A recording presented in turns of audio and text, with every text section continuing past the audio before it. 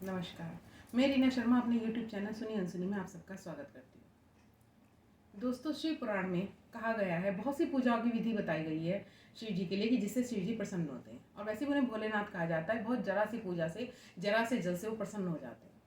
कहा जाता है कि शिव पुराण में जो कहा गया है कि अगर शिव जी के पास पूरे सावन भर रात को दिया जलाया जाए, प्रकाश किया जाए उनके शिवलिंग के पास, तो वो बहुत ज़्यादा प्रसन्न हो जाते हैं और आपके जीवन से जुड़ी सभी परेशानियों को हल लेते हैं। इसके बारे में जो प्रचलित कथाएं हैं शिव पुराण में, उसमें एक कथा ये है कि एक गुणनिधि नाम का एक बहुत ज़्यादा निर्धन व्यक्ति था। वो रोज जाता था अपने परिवार के लिए जो भी खोजबीन करके अपना दैनिक मजदूरी करने जो भी करने जाता था, और रोज शाम को अपना वापसी में खाना वगैरह जो मिलता था उसको लेकर आता था परिवार के लिए। लेकिन चूंकि सावन का महीना था, तो एक बार जब वो वापस लौट रहा था, बहुत तेज बारिश होने लगी और आगे घना जंगल था। तो उसने आसपास एक जगह देखी और वहीं पर रुकने का निश्चय किया। उसने देखा कि आसपास बहुत घना अंधेरा है उस खंडर टाइप में, और वो क्या करे। तो उसने क्या करा, अपनी जो कमीज थी उसे उतार के वहाँ पे जला दिया, वहाँ प्रकाश कर दिया। वहीं पर शिव जी का पिंड था, मतलब शिव वो थी जो शिवलिंग था।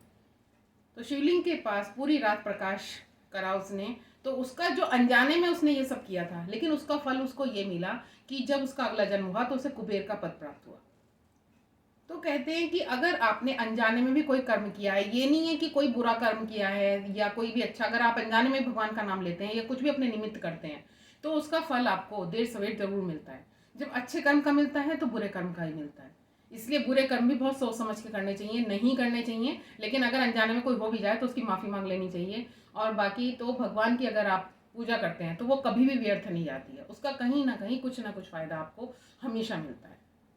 तो सावन आने वाले हैं, अगर आपको जीवन से जुड़ी कोई भी परेशानी है तो आप शिव जी का के रात में उनके जो शिवलिंग के पास दिया जला के छोड़ दे पूरे सावन के महीने, तो उससे आपके जीवन से संबंधी जितनी भी परेशानियां उनका अंत हो जाएगा। जय भोलेनाथ।